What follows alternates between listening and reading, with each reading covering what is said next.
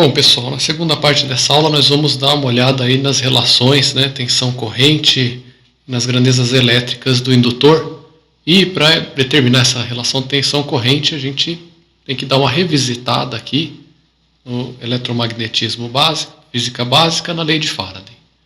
Bom, então a gente tem que uma corrente que flui por um fio, por uma bobina, por um indutor, gera um campo e um fluxo magnético. Tá? Aqui não tem mistério nenhum, é o que a gente acabou de ver. Então, você tem uma corrente I percorrendo essa bobina, ela vai gerar um fluxo magnético que vai estar relacionado com a corrente por esta equação aqui. Φ igual a L vezes I. Então, isso é o que a gente acabou de ver. E, dessa mesma equação, a gente percebe que aumentar ou diminuir a corrente provoca um aumento, ou, entre parênteses, diminuição do fluxo. Tá? Se você aumenta, se L é constante, né, aumentar a corrente significa que você vai ter um fluxo maior. Diminuir a corrente significa que você vai ter um fluxo menor. Faz sentido? Então, está ilustrado na figura. Essa corrente aqui que era pequenininha, num segundo momento, depois de passar um instante de tempo, ela se tornou uma corrente maior e o fluxo ficou maior, que está representado através das setas que se tornaram maiores, do primeiro caso para o segundo. A lei de Faraday nos diz que a variação no fluxo que atravessa a bobina gera uma força eletromotriz que tende a se opor a essa variação de fluxo. Ela pode ser expressa matematicamente com essa equação. Então, a força eletromotriz é a tensão VL, no caso aqui, porque ela vai ser a tensão no indutor. Para o nosso caso particular, a aplicação da lei de Faraday para o indutor, ela vai ser igual menos dφ dt. Então, dφ dt está relacionado com a variação, taxa de variação do fluxo no tempo, a derivada do fluxo no tempo. O sinal de menos, que vamos recordar, está associado com a lei de Lenz, explica justamente que a força eletromotriz gerada do lado esquerdo se opõe à variação do fluxo. Então, esse sinal de menos está relacionado com esta oposição. Tá? Então, a força eletromotriz vai gerar uma corrente I2, além da corrente original I1, que já existia no circuito e estava gerando fluxo, vai gerar uma corrente I2 que se opõe à variação do fluxo também, assim como a FEM. A FEM vai gerar uma corrente no sentido contrário. Se há uma diferença de potencial ou uma força eletromotriz gerada, essa força eletromotriz faz com que as cargas dentro do condutor se movam. Justamente o que uma força eletromotriz faz. Então, a FEM vai implicar também uma corrente no sentido contrário ao da variação. Tá? Uma corrente no sentido contrário da variação de fluxo. Então, vamos ilustrar isso para refrescar a memória e deixar as coisas mais claras. Então, vamos considerar o caso em que a corrente está aumentando.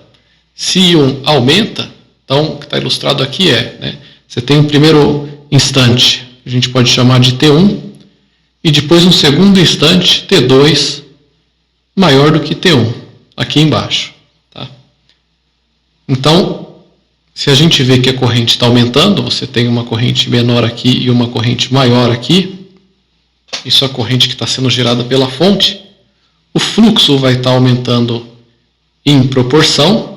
Então, se I1 aumenta, Φ aumenta, isso não tem a ver com a lei de Faraday, simplesmente o que a gente viu no slide anterior, gerando uma I2 e uma força eletromotriz no sentido contrário. Tá? Então, estou lendo a parte que está em verde aqui, então vai gerar uma força eletromotriz nesse sentido aqui, que vai produzir uma corrente no sentido contrário que está ilustrado em amarelo aqui. Uma corrente adicional, a corrente I1. Então, o que está acontecendo aqui? O fluxo está aumentando e daí, pela lei de Faraday, uma corrente que está se opondo a esse aumento, porque está no sentido contrário à da corrente original que está aumentando, vai ser gerada. E uma força eletromotriz contrária a esse aumento da corrente também está sendo gerada. Por outro lado, agora vamos supor que a gente tem aqui o instante T1' e o instante T2', E o que está se passando aqui é que a corrente está diminuindo, né? A corrente aqui tem um tamanho, no instante de tempo posterior essa corrente tem um tamanho menor. Então a corrente está diminuindo, o fluxo vai diminuir também. Você vê na figura, né? O fluxo é maior aqui ele tem um tamanho do vetor representado aqui está menor. E vai gerar um I2 e uma FEM no mesmo sentido. Tá? Então, ou seja, agora o I2 trocou de sentido, porque o fluxo e a corrente, né, I1 está diminuindo e o fluxo está diminuindo, então uma corrente no mesmo sentido e uma FEM no mesmo sentido aqui, essa FEM vai gerar essa corrente I2, vão ser geradas de forma a se opor a essa diminuição do fluxo, ou seja, né, fazer com que o fluxo não diminua tanto. Tá? Matematicamente, é a lei de Faraday. Isso é só a interpretação física dela. Para enfatizar aqui, né, por causa da lei de Faraday, a indutância vai se opor a qualquer mudança na corrente do circuito. Tá? O indutor tende a manter baixa qualquer corrente que esteja aumentando. Então, se a corrente, né, em função do tempo, ela está subindo, tá, a indutância vai tender a fazer com que essa corrente não suba tão rápido. Né? Por outro lado, o indutor tende a manter alta qualquer corrente que esteja diminuindo. Agora, imagina que depois de um certo tempo a corrente começou a descer, né, a indutância vai fazer com que essa descida não ocorra de forma tão rápida. Então, o indutor é um dispositivo passivo que, quando percorrido por uma corrente, armazena energia na forma de campo magnético, tá, enquanto o capacitor armazena energia na forma de campo elétrico, e ele se opõe à variação da corrente, como a gente acabou de ver por causa da lei de Faraday. Então, pessoal, agora a gente está pronto para pegar a definição de indutância, φ igual a indutância vezes a corrente, e a lei de Faraday, e encontrar a relação tensão-corrente no indutor. Para isso, é só substituir o fluxo aqui na lei de Faraday, né, dado por essa expressão aqui. Mas antes disso, vamos fazer uma observação importante aqui. A lei de Faraday está relacionando o fluxo, a variação no fluxo, com a força eletromotriz, que vai corresponder a essa tensão, estou chamando de V' aqui do lado esquerdo, mas essa correspondência não pode ser feita de qualquer forma.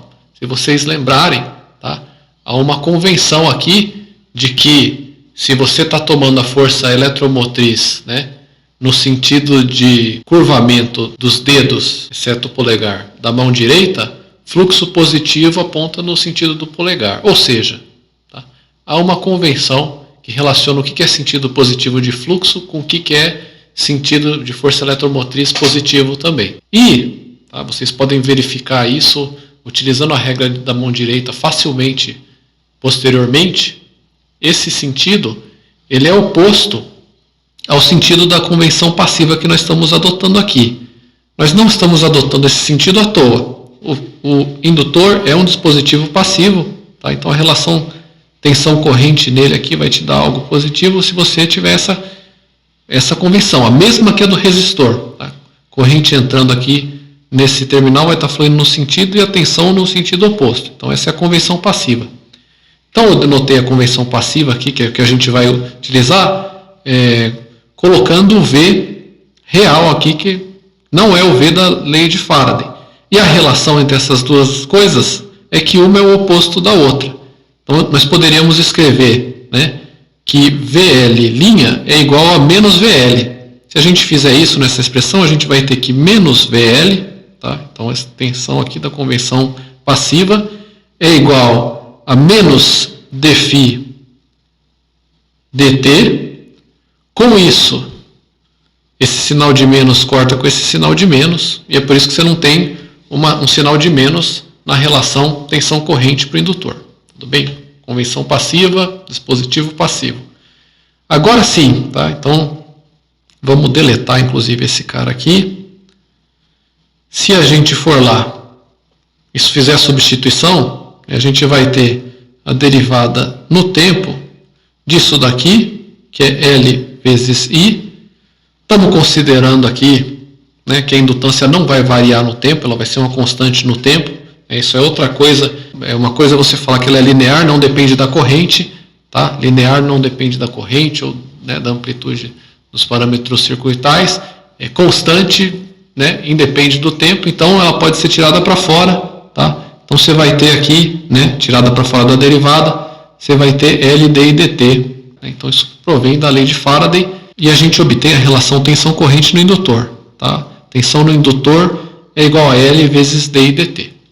Para correntes DC, o indutor vai se comportar como um curto-circuito, tá? Ele é um fio, então é como se esse ponto aqui tivesse no mesmo potencial desse aqui, eles estivessem em curto-circuito. Isso fica fácil de ver se você analisar o que acontece quando você coloca uma fonte DC aqui, uma fonte que vai gerar uma tensão e uma corrente contínuas e deixar passar o tempo. Então, acho tudo estando em regime aqui, se a tensão da fonte é constante, a corrente que vai fluir pelo circuito é uma constante também. Sendo uma constante, se você derivar uma constante com relação ao tempo, ela dá zero. Então você vê que L vezes D e dt vai dar zero, portanto a tensão no indutor vai ser zero. Então, ou seja, justamente o que eu falei, o potencial desse ponto aqui é o mesmo que o potencial desse outro ponto aqui, eles estão em curto-circuito, e você tem, que nessa condição, para correntes DC, o indutor é um curto. Então vamos analisar o que acontece aqui nesse circuito aqui, que você tem uma chave, que primeiro ela fecha numa dada posição aqui, fazendo com que esse circuito mais externo esteja conectado. Então nessa situação a chave se fechou e depois ela muda de posição, de tal forma que você tem agora um novo laço aqui do circuito, o indutor em série com o resistor. Então o que está acontecendo aqui? Inicialmente não passa corrente nenhuma pelo circuito. É fácil de ver que não tem caminho por onde a corrente passar. Então você tem isso.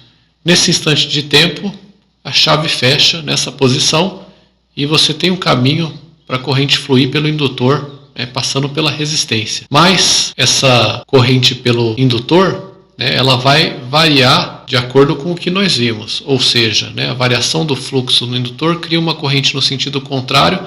Então a corrente não vai subir linearmente, indefinidamente, ela vai subir dessa forma aqui. Então inicialmente não há corrente, a corrente no indutor vai subir, só que essa taxa de subida vai ser cada vez mais devagar e ela vai estabilizar num valor. Qual que é esse valor aqui? Esse valor da corrente que está passando pelo indutor é simplesmente V, tensão da fonte, dividido por R1. Por quê? Quando o indutor entrou em regime, como a gente viu, é uma fonte DC, ele vai ser um curto. Então a tensão sobre o indutor vai ser zero, como está ilustrado aqui. VL vai ser zero a partir desse ponto aqui. E sendo zero, isso aqui é um curto-circuito, você só tem no circuito a fonte de tensão em série com resistor. Portanto, o circuito de um laço único, a corrente é V sobre R1. Então esse valor aqui, que eu estou me referindo, de corrente é V sobre R1, porque nesse ponto aqui o indutor se tornou um curto e você tem isso daqui. A corrente não varia mais a partir desse ponto, ou seja, pela lei de Faraday, o indutor tende a fazer com que a corrente não varie. Se a corrente estava tendendo a aumentar inicialmente, o indutor naturalmente faz com que essa taxa de aumento decresça até o ponto em que a corrente se torne uma constante. Agora, nessa outra posição aqui, a chave muda de posição novamente, ela vai daqui para cá, e agora o circuito é esse daqui, só o resistor R2 em série com a indutância.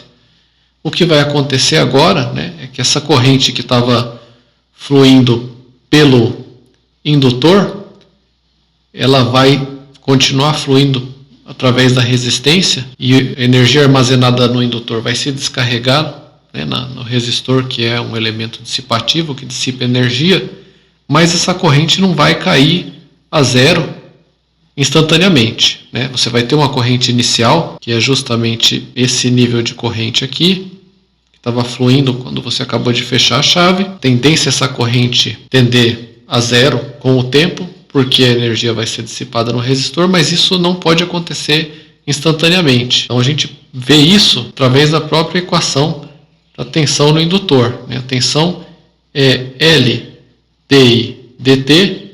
Se a corrente caísse a zero, dessa forma aqui, né? Hipoteticamente, mas que não é o que vai acontecer instantaneamente, você vai ter uma variação da corrente num espaço de tempo infinitesimal, um espaço de tempo ínfimo, o que daria uma derivada infinita. Então isso implicaria uma tensão infinita sobre o indutor.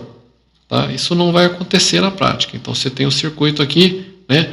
A corrente vai cair, né? Vai tender a cair a zero, mas gradualmente. Tá? De novo, de acordo com o que a gente acabou de falar, né? Da lei de Faraday. Moral da história, a corrente do indutor não pode variar abruptamente. Bom, então a gente está no ponto que a gente pode encontrar todas as relações entre as grandezas elétricas do indutor. A gente já determinou que a relação tensão-corrente pode ser expressa dessa forma, você pode calcular a tensão, né?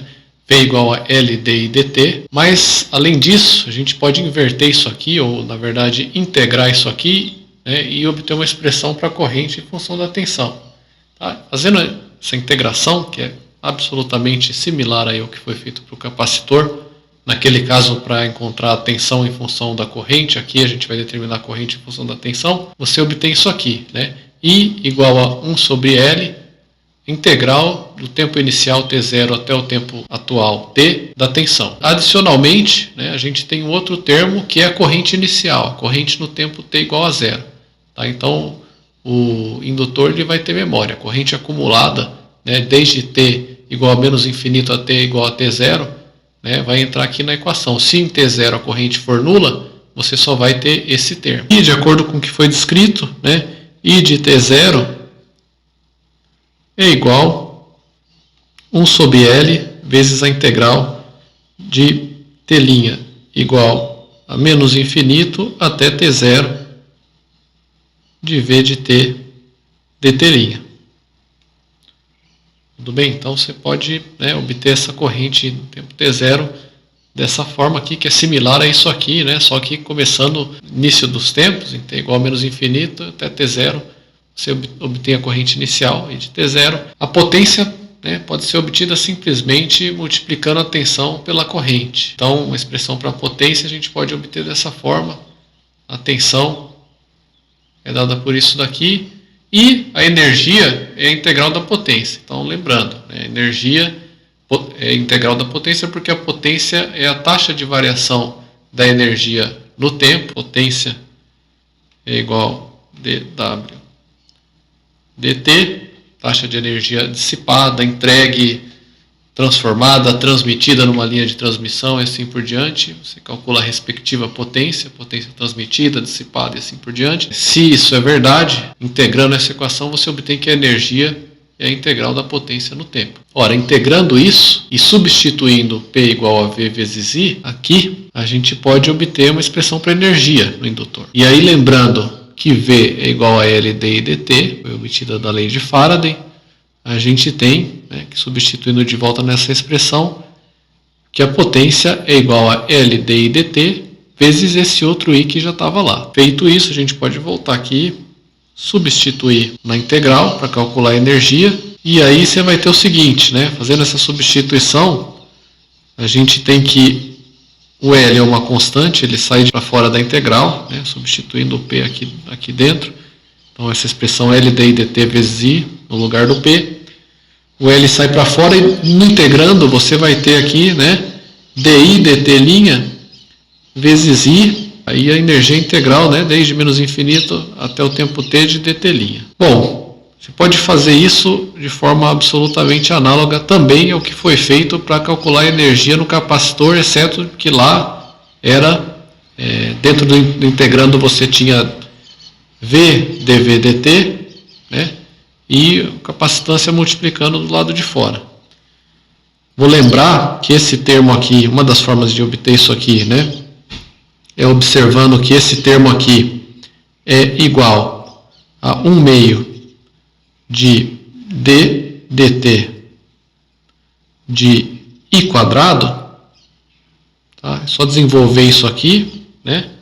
Que você obtém essa outra expressão aqui, e daí você vê que a integral vai ser justamente L vezes 1 meio de I quadrado, desde menos infinito até T. Então, se assumindo que a corrente I no início dos tempos e em T igual a menos infinito é zero, isso vai te dar, tá, que a energia armazenada no indutor é 1/2 de L vezes I quadrado no instante de tempo atual. Então, essa é uma expressão importante. Note que ela é similar para a energia armazenada no capacitor, né, 1/2 de C vezes V quadrado. Não é à toa, pois o indutor e o capacitor são dispositivos duais. O que significa eles serem duais, né? Se você pegar as equações do capacitor, substituir Q por φ, C por L, capacitância por indutância, I por V e vice-versa, V por I, você obtém as equações para o indutor, né? Então, Q igual a C vezes V no capacitor, a carga armazenada é igual a capacitância vezes a tensão aplicada. No indutor, o fluxo magnético passando pelo indutor é L vezes a corrente do indutor. I igual a C dV dt, troca, né, I por V e V por I, e troca C por L, você tem V igual a L dI dt. A expressão para tensão no capacitor é bem similar à expressão para corrente no indutor. Você vai integrar a tensão, né, para obter a corrente no indutor. No capacitor você vai integrar a corrente para obter a tensão. Tá? Por fim, a energia armazenada no capacitor é 1/2 de C vezes V quadrado. A energia armazenada no indutor, 1/2 de L vezes I quadrado. Indo um pouco além, para tensão em corrente DC, o capacitor é um circuito aberto, o dual disso é um curto-circuito, então o indutor, né, para corrente contínua, para corrente DC, é um curto.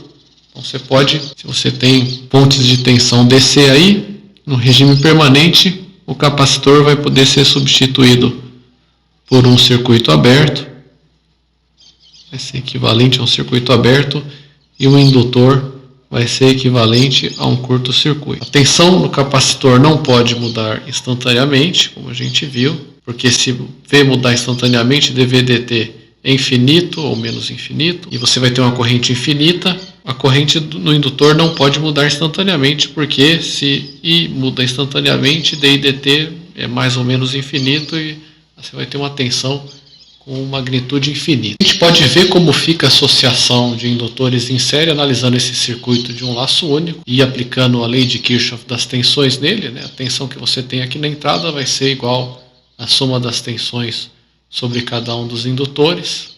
A gente tem essa equação aqui, se a gente aplicar LKT aqui. E daí você pode escrever cada um desses V's, né, que vai ser distinto como sendo LD e DT para cada um dos indutores, mas é um circuito de um laço único, então você tem uma única corrente percorrendo o laço. Então o D e DT é igual. Então você vai ter L1, D e DT, vai te dar esse V1, L2 vezes o mesmo D e DT vai te dar esse V2 e assim por diante, né? D e DT pode ser colocado em evidência, e você vai terminar com a soma dos L's aqui. Então esse circuito pode ser substituído por um circuito equivalente, onde a indutância equivalente é a soma das indutâncias dos indutores individuais. Tá? Então na associação em série, extrapolando, a indutância equivalente é a soma das indutâncias, da mesma forma que para resistências, né? Resistência equivalente é a soma das resistências. Tá? Note que é o oposto do que acontecia para capacitores. Aqui a gente tem um circuito onde a gente pode ver o que acontece na associação paralelo, vários indutores em paralelos, né, uma tensão aplicada. Então, circuito com único par de nós, a gente pode aplicar a LKC num nó aqui, né, a corrente que está entrando, né, nos diversos indutores aqui, ela vai ser igual à soma das correntes saindo. Então, a corrente saindo por I1 mais a corrente saindo por I2 e assim por diante. Então, a corrente total I vai ser igual a I1 mais I2 mais I3, né? Essa é a LKC. A gente pode substituir cada uma das correntes, né, pela expressão da corrente em função da tensão. Então 1 sobre L vezes a integral de V no tempo. Tá? Aqui ela está generalizada, né, para T0 igual a menos infinito, então você só tem esse termo aqui. E daí, note que, como é um circuito com único par de nós, você vai ter uma única tensão aqui, caindo sobre todos os indutores, a tensão entre esse nó e esse outro nó, que são os únicos dois nós do circuito. Então, ou seja, V é único em todas essas expressões, então a integral vai ser a mesma, e ela pode ser da mesma forma colocada em evidência. Na hora que você fizer isso, você vai ter essa integral aqui, tá certo? Só que a soma dos inversos da indutância multiplicando ela. E daí você pode definir, né, uma indutância equivalente, tal que, na verdade, 1 sobre L equivalente, claro, é igual a 1 sobre L1 mais 1 sobre L2, né, e assim por diante. Então, quando os indutores são associados em paralelo, a indutância equivalente, né, é calculada dessa forma. 1 sobre a indutância equivalente é igual a 1 sobre L1 mais 1 sobre L2 e assim por diante para todos os indutores que estão associados em paralelo. Extrapolando isso, esse conceito, né, divisores de tensão e de corrente com indutor, eles vão operar da mesma forma que acontecia para resistores. Tá? Então, note, de novo, é o inverso do que acontece para capacitores, mas é igual ao que a gente já está acostumado do que acontece para resistores. Por exemplo, se a gente quer calcular a tensão V1 aqui, você tem a tensão, imagina que você tem uma tensão de uma fonte aqui, ou de forma geral uma tensão V aqui, né, aplicada entre esse par de nós, e você quer calcular V1, você tem dois indutores em série, então V1 vai ser igual L1 sobre L1 mais L2 vezes V. Mesma coisa, V2 vai ser igual L2, né, a sua própria indutância, sobre associação em série aqui, L1 mais L2, certo? Vezes a tensão na entrada. Né? No divisor de corrente, você inverte isso aqui. Né? Então, você vai ter que I1 é igual a I vezes L2 sobre L1 mais L2, e I2, né, é igual a I vezes L1 sobre L1 mais L2. Bom, pessoal, com isso a gente conclui a nossa análise de indutores. Na próxima aula nós vamos tratar, né, de circuitos RL e RC. Tá? Então, até a próxima. Obrigado.